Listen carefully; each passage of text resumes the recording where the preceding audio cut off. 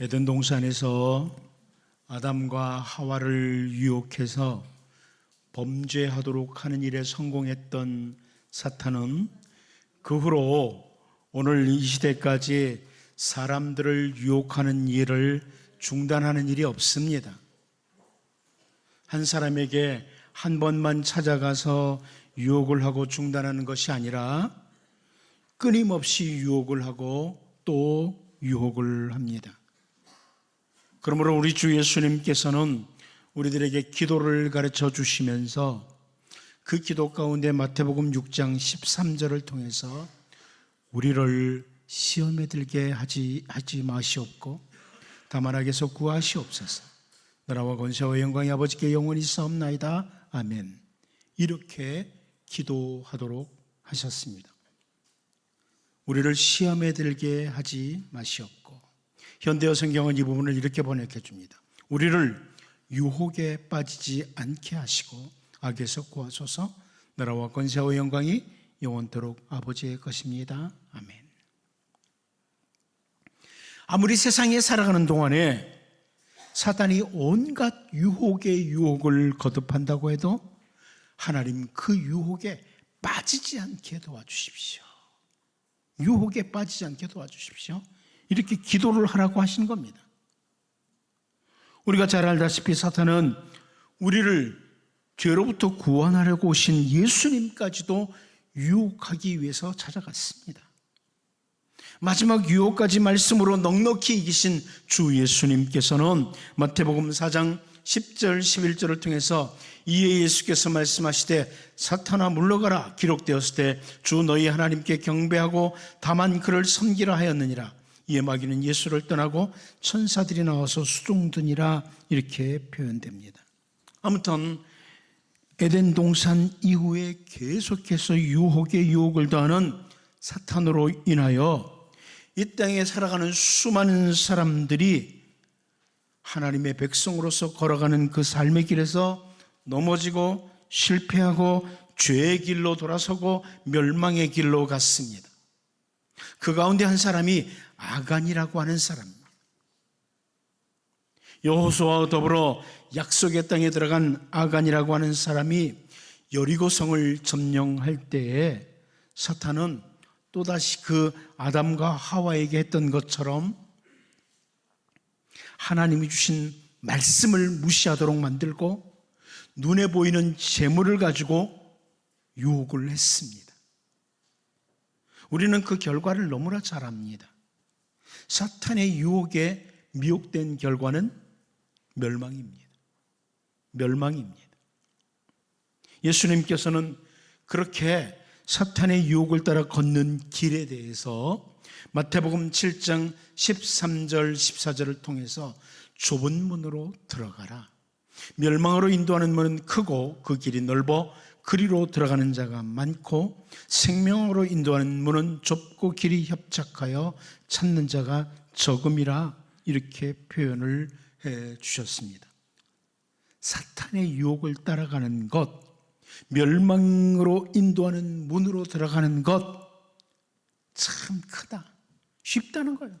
여러분, 우리가 사탄의 유혹을 따라 죄를 짓는 것이 얼마나 쉬운지 모릅니다. 정말 쉽습니다. 말씀을 따라 똑바로 걸어가는 것은 정말 어려운데 말씀에서 벗어나서 그냥 쉽게 편하게 사는 길은 너무나 넓습니다. 우리는 오늘 본문에서 사탄의 유혹을 받고 걸어가는 어리석은 자들에게 나타나는 모습, 사탄의 유혹을 따라 걸어가는 어리석은 자들에게 나타나는 모습을 예수님께서 말씀하신 것을 보게 돼요. 오늘 본문을 보면서 정말 우리를 돌아보고 계속해서 찾아오는 사탄의 유혹을 넉넉히 이기고 주님 안에서 승리하는 이런 주님의 백성으로 설 수 있기를 바랍니다. 첫 번째로 영접에 관한 문제입니다. 영접에 관해서 우리 본문 43절을 다시 한번 같이 읽어보도록 하겠습니다. 봅니다. 시작. 나는 내 아버지의 이름으로 왔음에 너희가 영접하지 아니하나 만일 다른 사람이 자기 이름으로 오면 영접하리라. 여러분, 여기 영접이라는 헬라어 단어는 취하다, 붙잡다 이런 뜻을 가진 단어입니다. 우리 성경 번역에 영접이라고 번역된 것, 저는 좋은 번역이라고 생각을 합니다. 그리고 여기 내 아버지의 이름으로 왔다는 의미는 하나님 아버지께서 보내심으로 이 땅에 오셨다는 그런 의미입니다.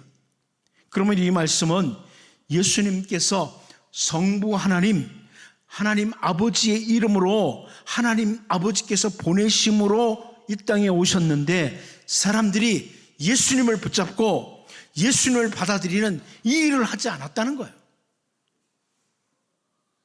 우리가 이미 살펴본 요한복음 1장 12절 말씀, 영접하는 자, 곧 그 이름을 믿는 자들에게는 하나님의 자녀가 되는 권세를 주셨으니 이렇게 선포하고 있습니다.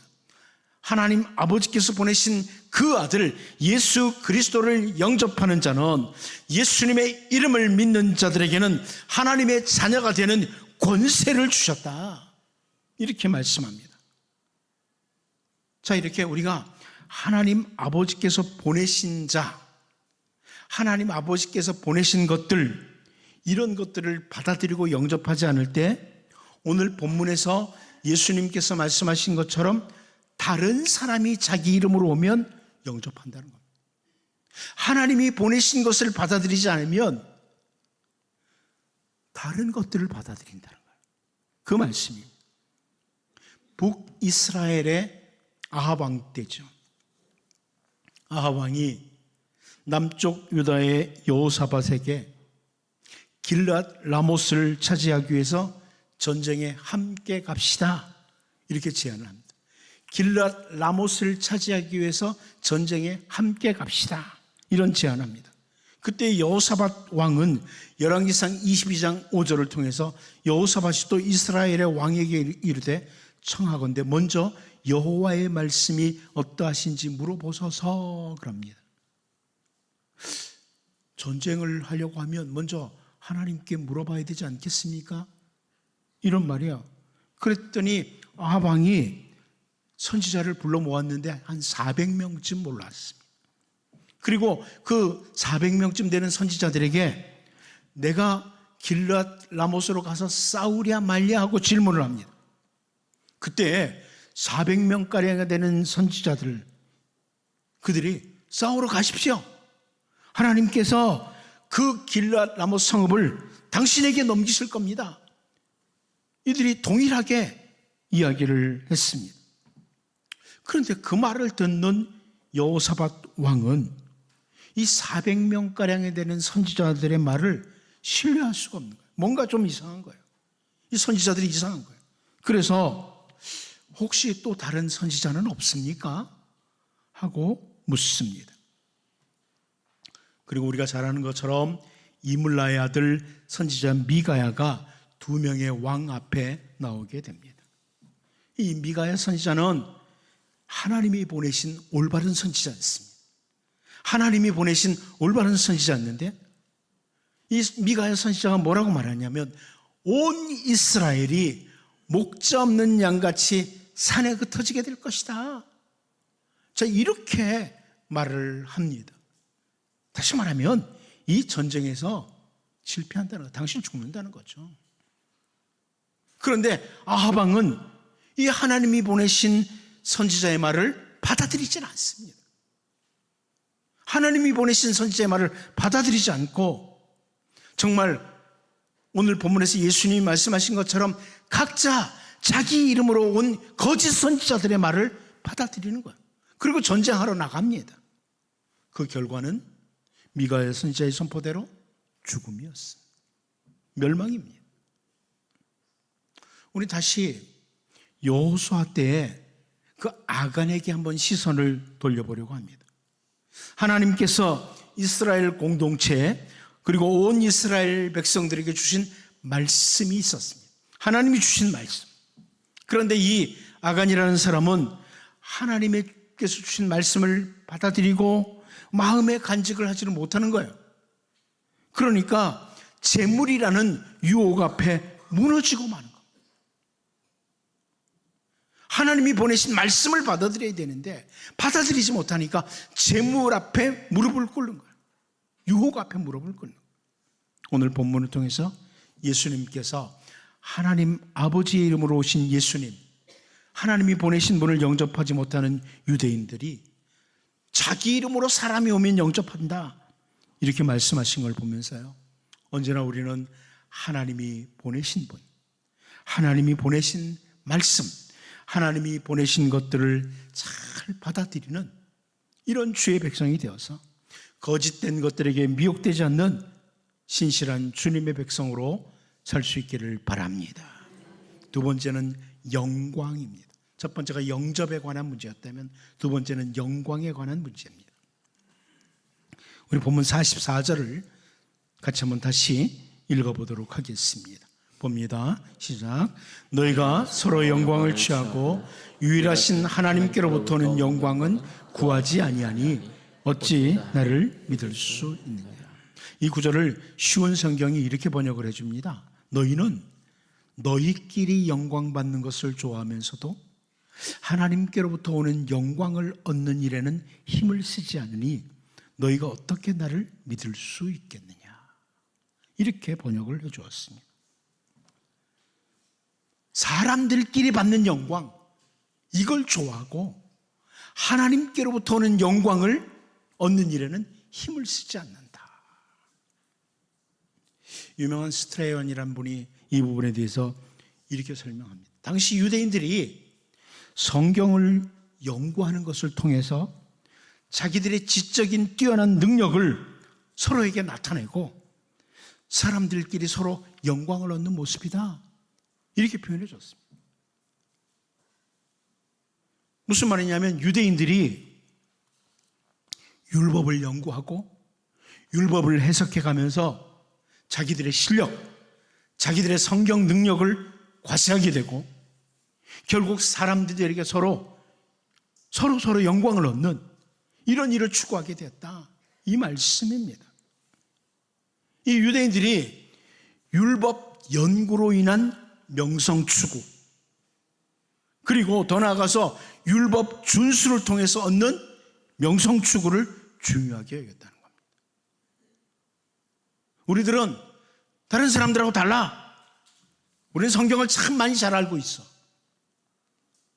다른 사람들과 달리 성경 말씀대로 잘 살고 있다, 이렇게 하면서 서로 스스로 영광을 자취하고 있다. 예수님의 이 말씀입니다. 여러분, 오늘 우리들이 자칫 빠지기 쉬운 함정입니다. 우리가 빠지기 쉬운 함정이에요. 나는 성경도 이만큼 알아, 나는 성경대로 이만큼 살아, 이러면서 스스로 빠지기 쉬운 함정입니다. 말씀을 연구하고 말씀을 준수하면서 우리들 스스로 나는 대단한 존재라고 스스로 평가를 하고 자기들끼리 영광을 취하는 그 함정에 빠지기 쉽다는 거예요. 그렇다면 우리들끼리 취하는 영광이 아니라 하나님께로부터 오는 영광은 도대체 무엇일까? 무엇을 가리키는 것인가? 우리는 시내산에서 40일간 하나님께 말씀을 받아가지고 내려오는 모세의 모습을 잘 알고 있습니다.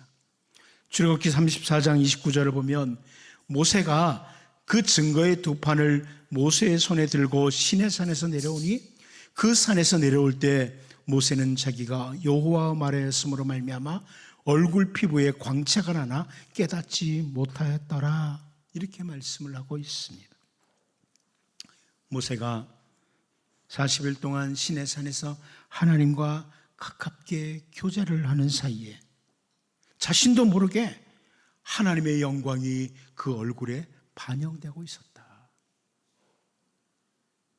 그러므로 오늘 우리들에게 있어서 본문에서 하나님께로부터 영광, 이것은 우리가 하나님과 좀 더 가까이 갈 때, 하나님과 끊임없는 교제를 할 때, 하나님과 이 정말 참된 교통이 잘 이루어질 때 주어지는 그 영광을 가리키는 거예요. 늘 하나님께로 가까이.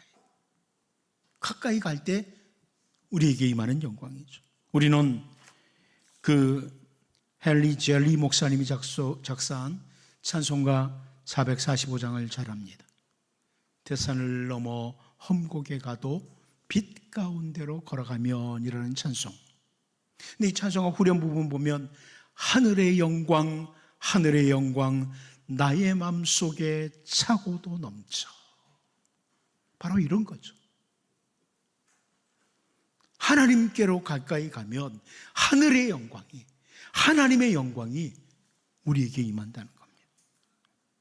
하나님과의 계속된 교제로 인해서 우리들에게 주어지는 하늘의 영광, 그 영광을 추구하는 것이 올바른 영광 추구라는 것을 보여줍니다. 다시 여호수아 때의 아간을 생각해 보면 좋습니다. 아간은 시날산 외투 한 벌과 은금을 소유함으로 가지게 될 영광, 다시 말하면 재물이 가져다주는 영광을 추구하다가 하나님의 백성으로서 누리게 되는 영광의 자리에서 멀어졌습니다.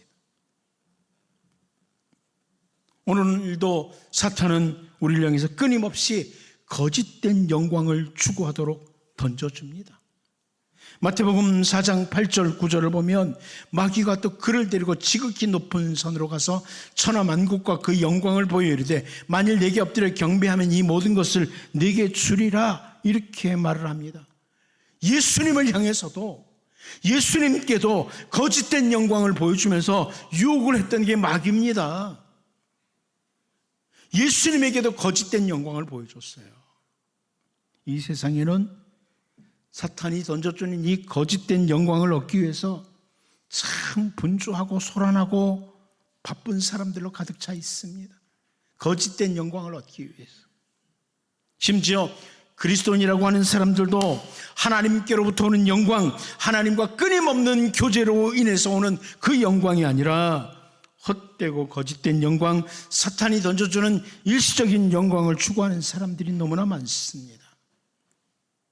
오늘 본문에서 예수님이 지적하는 사람들이요, 특별히 유대인들 가운데 종교 지도자였다는 것을 간과해서는 안 됩니다. 그리고 우리를 봐야 돼요. 왜냐하면 사탄은 오늘 우리 믿는 사람들을 향해서도 거짓 영광을 계속 추구하도록 유혹하기 때문입니다. 여러분, 하나님 아버지께로부터 오는 영광, 하나님과 끊임없는 교제로 인해서 주어지는 그 영광을 추구하며 주어진 삶을 신실하게 살아가는 주님의 백성으로 살 수 있기를 바랍니다. 마지막 한 가지 더 봅니다. 믿는 능력입니다. 믿는 능력이라. 본문 44절을 다시 한번 봅니다. 같이 보겠습니다. 시작. 너희가 서로 영광을 취하고 유일하신 하나님께로부터 오는 영광은 구하지 아니하니 어찌 나를 믿을 수 있느냐. 헬라어 성경으로 보면 어찌 나를 믿을 수 있느냐, 이 부분이 44절 제일 앞에 나옵니다. 이 부분을 제가 직역을 하면 어찌 나를 믿을 능력이 있겠느냐, 이런 의미입니다. 어찌 나를 믿을 능력이 있겠느냐. 여러분, 우리가 잘 알다시피 믿음은 선물입니다. 믿음은 선물입니다. 에베소서 2장 8절을 통해서 바울 사도는 너희는 그 은혜에 의하여 믿음으로 말미암아 구원을 받았으니 이것은 너희에게서 난 것이 아니요 하나님의 선물이라 아주 분명히 말씀하고 있습니다. 믿음은 하나님이 우리에게 주신 선물이에요. 여러분이 예수님을 믿을 수 있는 것, 이거 하나님이 선물로 주신 겁니다. 그런데 그 선물로 주신 믿음으로 인하여 우리가 구원을 받아요. 하나님의 자녀가 돼요. 그러므로 믿음은 능력입니다. 믿음은 능력입니다. 오늘 본문에서 예수님께서 믿을 수 있는 능력이라는 단어를 사용하시고 계세요. 존 라일이라고 하는 유명한 성경 해석자가 있는데, 사탄이 던져주는 세속적인 영광을 추구하는 사람은 장애물이 존재한다. 그래서 믿음의 길을 볼 수 있는 능력이 없다. 이렇게 설명을 하고 있습니다. 하나님께로부터는 영광이 아니라 세속적인 영광을 추구하는 자들은 이미 장애물이 놓여 있어요. 그래서 믿음의 길을 추구할 수가 없다는 거예요. 믿음의 능력을 가질 수가 없다는 겁니다. 다시 저는 여호수아와 함께 약속의 땅을 차지해 가던 아간과 함께 생각을 해보려고 합니다. 하나님께서 그 약속의 땅에 들어간 이스라엘 백성들과 만나게 된 첫 성이 여리고성입니다. 요단강을 건너가서 이스라엘 백성들이 처음 만난 성이 여리고성입니다. 그 여리고성을 무너뜨리고 점령한 후에 그 여리고성에 있던 모든 재물들을 마음껏 가지라고 하나님이 하시지 않고 모두 다 불로 태워서 하나님께 바치라. 이게 헤레메 법칙이라고 하는데요. 하나님께 다 바치라는 거예요. 다 불로 태워버리라는 거예요. 여리고성에 얼마나 많은 좋은 것들이 많이 있었겠습니까? 다 불로 태워 바치라는 거예요. 그런데요, 그 말씀은, 하나님의 이 말씀은, 자, 이제 약속의 땅에 들어와서 첫 성인 여리고성에서 너희들이 그 풍부한 물질들을 취하지 않아도 앞으로 약속의 땅에서 살아가는 동안 모든 필요한 물품들은 내가 공급한다. 하나님이 공급해 주신다. 이런 약속이 포함된 말씀이에요. 딱 첫 성에 들어가서 풍부한 물질인데 차지해놓고 이제 앞으로 이 땅에서 잘 살아야지, 이게 아니라 여기 있는 거 다 불태워 바쳐라. 하나님 왜 그러시느냐? 이 여리고성 것이 아니라도 앞으로 너희들이 약속의 땅에서 살아가는 동안에 모든 필요한 것은 하나님이 공급하시겠다. 이런 약속이 담겨져 있는 거예요. 그런데 신할산 외투와 은금의 유혹을 받은 아간은 모든 것을 불로 태워 바치라고 하신 하나님께서 앞으로 가장 좋은 것으로 공급해 주실 것이라는 그 믿음의 능력이 없었어요. 믿음의 능력이 없는 거예요. 그래서 말씀을 어기고라도 자기 손으로 채우겠다는 거예요. 말씀을 어기고라도 내 손으로 채우겠다, 이런 겁니다. 여러분, 하나님께서 우리에게 선물로 주신 믿음은 능력입니다. 믿음의 능력이 있으셔야 됩니다. 세속적인 영광만을 추구하는 자는 이미 장애물이 있어서 주님을 믿는 믿음의 길을 볼 수가 없다. 기억하셔야 됩니다. 믿음으로 하나님이 주신 모든 약속을 믿으며 사탄이 던져주는 모든 유혹들을 넉넉히 이기는 주님의 백성으로 살 수 있기를 바랍니다.